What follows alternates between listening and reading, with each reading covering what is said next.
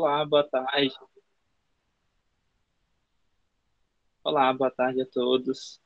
Me chamo Matheus Ventura e hoje eu estou aqui para apresentar para vocês uma proposta de aula para o primeiro ano.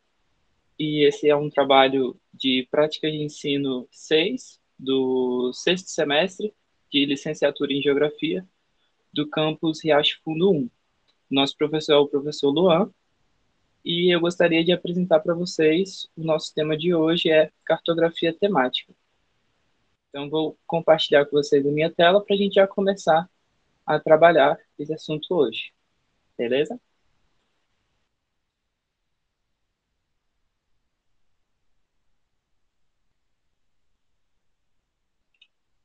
Então, vamos lá, pessoal.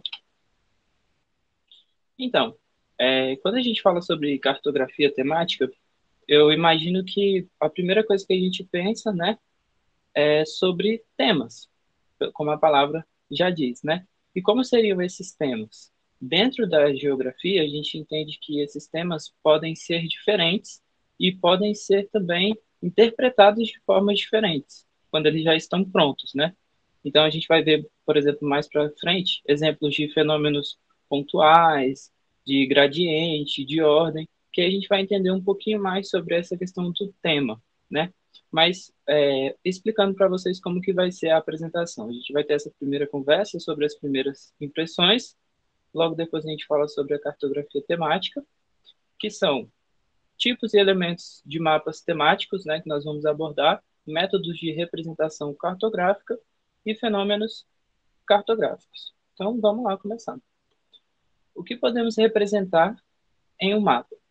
Bom, essa pergunta ela tem uma resposta inumerável, né? A gente pode representar muitas coisas em um mapa.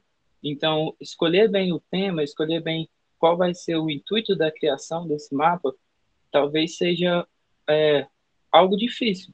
Então, nós temos uma grande variedade. Então, o mapa, ele faz parte de um planejamento e de uma estratégia, ou seja, a gente precisa de um posicionamento, de uma orientação, de uma escala para fazer a representação desse mapa. A gente não surge da criação do mapa de pensamentos instantâneos, a gente surge a partir de levantamento de dados, a partir de avaliações, dependendo da metodologia que você for fazer. Então, nesse caso, a gente vai trabalhar também um pouquinho sobre escala socioespacial, né? O que seria essa escala socioespacial? A gente tentar entender essa diferença que há no espaço com relação à sociedade, ou seja, aos grupos sociais que ocupam esse espaço, e como que ela vai se transformar de tamanho e independente, dependendo do caso. Então, às vezes o mapa ele pode ter força e ações do poder público ou do poder privado também. Com o auxílio de algumas tecnologias, essa questão mudou bastante. Antigamente havia um esforço muito grande do poder público para dominar certa área da questão cartográfica, só que aí com o avanço da tecnologia e do avanço também da questão científica, a gente conseguiu expandir um pouquinho mais para outros olhares também essa questão da representação cartográfica. Então, todo mapa ele tem uma linguagem cartográfica, ou seja, uma codificação, como que ele funciona, quais as regras, quais são ali os elementos que devem estar inseridos naquele mapa para que ele seja é, garantido, seja confirmado como um mapa realmente. Então, aqui nós temos alguns exemplos do que a gente acabou de falar. O primeiro é Brasil, previsão do tempo de uma data específica, de 2015, que mostra ali vários elementos temáticos que a gente vai trabalhar um pouquinho mais para frente. Mas é importante a gente destacar, por exemplo, a questão da linguagem cartográfica sobre legenda, onde a gente vê ali, por exemplo, algumas figuras que representam um fenômeno climático nesse caso. Tem também a rosa dos ventos, que é um outro elemento. Tem também a escala, que é um outro elemento cartográfico. Então, esses elementos eles fazem parte de um conjunto de normas que devem atender os mapas. Não quer dizer que um mapa que não atende a esses pré-requisitos para ser um mapa não seja útil. Ele pode ser útil, ele pode ter sim sua validade, sua contribuição, porém não vai ser considerado um mapa é, com os padrões de um mapa. Do lado a gente tem um gráfico que fala sobre a evolução da população brasileira do ano de 1872 até 2060, ou seja, há também uma previsão dos dados. E ali embaixo a gente tem a questão da escala, que é muito importante, né? Questão, por exemplo, da população, ou seja, quantos bilhões de habitantes a gente vai encontrar daqui a tantos anos, por exemplo, 20 anos, 30 anos. É uma projeção, são dados que são muito válidos, a gente leva em consideração para várias análises e são dados importantes que a gente faz a partir desse tipo de avaliação cartográfica também. E servem de elementos para a construção de outros gráficos também e outros mapas. Tem uma frase de um autor chamado Nicholas Crane, né? Ele diz o seguinte, que mapas codificam o milagre da existência. Ele também criou, ele foi o autor de um livro, O Homem que Mapeou o Planeta, Mercator, que é que produziu o Mercator, aquele homem que produziu um mapa mais tradicional, vamos dizer assim, ou o que a gente está mais acostumado a ver. Ele está um pouquinho mais para frente, eu vou mostrar ele para vocês. E foi um grande geógrafo, né? Ele contribuiu bastante aí do século mais ou menos ali entre 1500 e 1600, ok? Então, mapas codificam o milagre da existência, ou seja, a transformação dessas informações reais em códigos para que a gente interprete essa realidade. Então, essa realidade é o existir, é o agora, né? E nós estamos aí codificando para tentar entender de uma melhor forma. Então, perguntas que são respondidas com o mapa. Por exemplo, localização do fenômeno. Então, a gente pode, com a questão das redes de coordenadas, a gente pode identificar, por exemplo, vários fenômenos interessantes.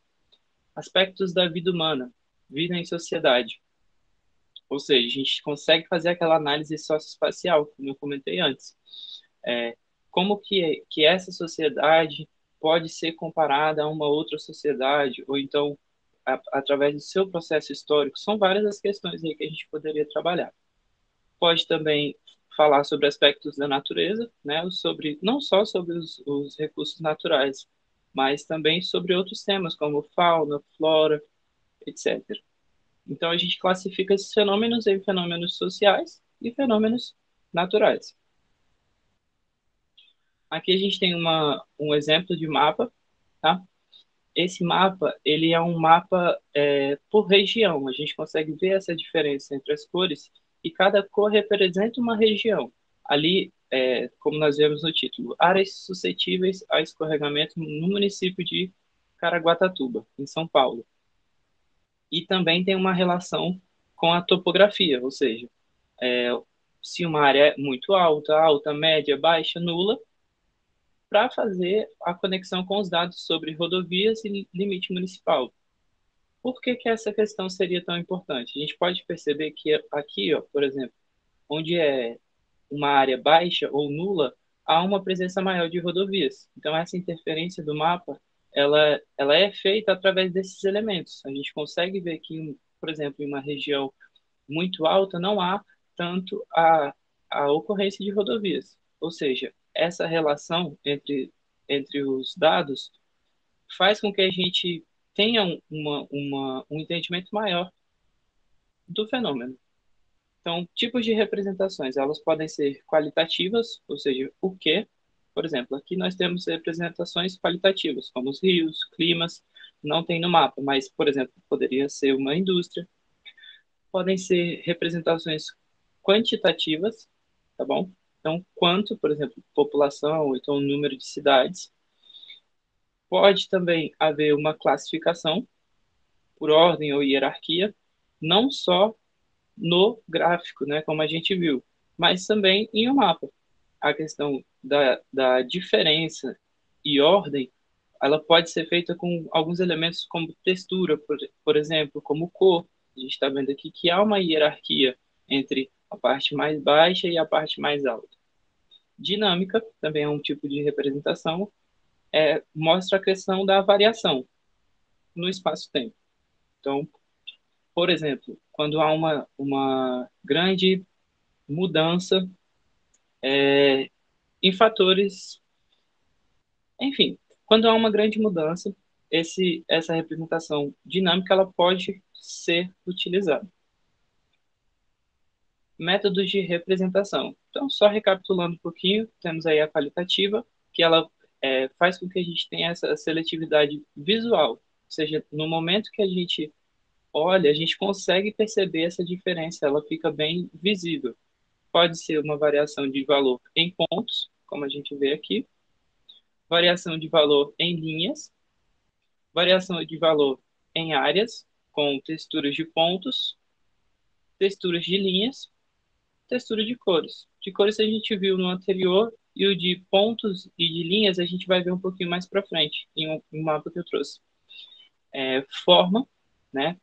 Pode também dar essa impressão de seletividade, alguns exemplos de forma, né? Orientação também, e algumas figuras que representam aqui de acordo com a legenda. Por exemplo, se aqui temos uma figura de algodão, poderia ser algodão ou poderia ser algum outro, contanto que eu descrevesse isso ali na legenda. Ordenada, uma representação ordenada que dá um sentido de ordem visual. Pode ser por cores, com elementos pontuais ou com elementos lineares. E uma representação quantitativa que dá uma relação de proporcionalidade entre objetos. A gente consegue perceber ali, por exemplo, que uma área A é 4 vezes maior que a área B, só pela visualização. Esse é um tipo conhecido de mapa, que é vamos dizer assim, uma evolução do mapa de Mercator, e nós vamos ver alguns exemplos de mapas temáticos aqui também. Esse primeiro é um fenômeno pontual, a depender da escala, pode vir a ser um fenômeno zonal, que é o próximo que a gente vai ver, e a gente vai entender o porquê disso. Mas no fenômeno pontual, aqui nesse mapa, por exemplo, da América do Sul, mineração e indústria, cada símbolo, cada representação faz jus com o que está aqui do lado. A gente consegue perceber que o verde em losango é o minério nitrato. Então, são fenômenos pontuais. Há também o fenômeno linear, que dá uma sensação de proporcionalidade à ocorrência do fenômeno, ou seja, a gente consegue ver onde ele é mais intenso, onde ele é menos intenso, onde há mais ocorrências, só pela visualização. Aqui no caso desse primeiro mapa, sobre as principais rotas aéreas internacionais e maiores aeroportos, nós conseguimos perceber que as setas mais grossas, elas são áreas de rotas aéreas com números de voos internacionais mais altos. E as setas mais finas representam menos voos. Esse mapa ele está um pouco diferente, vamos dizer assim, é uma representação azimutal, porque não há tantas rotas pelos oceanos, por exemplo, Atlântico, Índico, Pacífico. Então, o foco seria mais o hemisfério norte e como essas rotas estão ali localizadas nessa região. Então, como não há esse tráfego, não há necessidade de representar dessa forma. Então, a gente tem aqui a escala e também as coordenadas para auxiliar o entendimento sobre essa representação. Aqui é o globo, a gente diz que dissecado, como se fosse cortado e posto dessa forma. Do lado direito é um outro exemplo de fenômeno linear, que fala sobre o tráfego ferroviário da França de 2010. Mais uma vez, a gente consegue perceber que as linhas de alta velocidade estão aqui maiores, ou as roxas, por exemplo, que são outras linhas, que também têm uma representação visual um pouco maior. E as menores representam esses números menores. Então, a gente consegue visualizar esse fenômeno linear também pela espessura, não só pela cor, por exemplo. O fenômeno zonal, ordenado pela quantidade diferente de pessoas, também representa um fenômeno pontual proporcional. Bom, essa primeira informação é sobre esse mapa. Ele é ordenado pela quantidade diferente de pessoas, mas nem todos os fenômenos zonais vão ser baseados nessas informações. Lembra que eu disse que o fenômeno pontual pode ser um fenômeno zonal, dependendo de como a gente representar? Aqui, nós temos um exemplo de zonas. Por exemplo, a cor mais clara representa habitantes por quilômetro, menos de um habitante por quilômetro. Em uma outra zona ou região também, nós encontramos 100 ou mais 1.000 habitantes por quilômetro quadrado. Ou seja, essa diferença consegue dizer para nós os limites e as regiões mais concentradas, onde há uma ocorrência maior. E há uma relação com o fenômeno pontual, que aqui ele traz o exemplo de aglomerações com um número específico de pessoas e poucas pessoas, mas mesmo assim que tem uma representação muito grande. A gente consegue perceber que há um padrão, aonde se encontra esse número maior de aglomerações com o fenômeno pontual, o fenômeno zonal também vai fazer a sua parte de fazer essa relação. Por exemplo, áreas vermelhas, com grande número de habitantes por quilômetro, é uma região com grande aglomeração. Então a gente consegue ver essas zonas bem representadas, como aqui nós vimos as capitais, né? Algumas capitais, não todas as capitais. Bom, fenômeno dinâmico. Esse fenômeno dinâmico fala sobre a ocupação do território, movimentos migratórios, industrialização e uso de recursos naturais nesse exemplo. Mas nós temos outros exemplos também. Ele está muito relacionado ao espaço-tempo e aqui a gente consegue ver essa relação. Nós trazemos, por exemplo, a hierarquia urbana do Brasil. Tem uma relação com o fenômeno pontual. Por exemplo, onde nós temos esse quadrado um pouco maior é uma metrópole global, mas a gente consegue perceber que elas estão relacionadas com as capitais. Então, é um fenômeno dinâmico, porque ele fez uma relação entre metrópoles globais, inclusive nacionais, e também capitais. É um fenômeno diferente que traz aí uma relação de espaço-tempo e como esse território foi ocupado ao longo desse tempo. Temos também o exemplo de mapa chamado cartograma, que é uma anamorfose geográfica, áreas proporcionais à importância do fenômeno. Ele não é tão fiel à questão da delimitação padrão. Ele foca um pouquinho mais na quantidade, ou seja, naquele fenômeno que está sendo especificado naquele momento. Aqui, a intenção do mapa era representar a dinâmica da população mundial e a estimativa para 2030. Então, nós conseguimos perceber várias informações aqui na legenda, mas eu acho que essa noção de entender que as linhas dos continentes, como a gente já está acostumado a ver aqueles padrões, não é o foco. O foco aqui, por exemplo, é a taxa de crescimento demográfico de algumas regiões, a gente consegue perceber como a África, por exemplo, representa mais a questão vermelha da legenda. Por exemplo, a Europa, um pouco mais ocidental, representa um número um pouco menor. Há também uma outra legenda que fala sobre a estimativa e o tamanho, ou seja, o tamanho é representado pelo tamanho real desses números. Então, se nós estivéssemos aqui falando sobre a questão escalar, aqui é uma representação fiel à escala. A gente consegue visualizar, por exemplo, que China, Índia e Estados Unidos têm uma grande estimativa da população. E outros países pequenos, nem tanto. Um outro ponto importante também sobre esse mapa é que tem alguma numeração nele para tentar informar esses territórios que são muito pequenos e talvez pela questão da escala não daria para a gente visualizar também. Então eles preferem, por norma, utilizar esses números para representar cada região dessa, porque não caberia, no caso, escrever o nome todo ou completo de algum país. E algumas exceções aqui também, como a separação ou então o surgimento de algum novo país. E aqui a gente tem também algumas outras especialidades cartográficas que pode ser uma junção ou então alguma parte de alguns dos mapas que a gente viu. No mapa um nós temos casos confirmados de Covid-19 por estado brasileiro em 2020, e no mapa 2 a taxa de incidência de Covid-19 por estado brasileiro em 2020. Então, aqui nós temos aquela questão da textura em linhas, e aqui também nós temos alguma questão de textura em linhas. Dá para a gente perceber pela cor e pelo uso dessas linhas que, por exemplo, a região norte tem um número de casos maior do que quando comparada à região sul, por exemplo. E a região nordeste se aproxima bastante do quadro da região norte, mas quando comparada, por exemplo, ao centro-oeste, se difere bastante.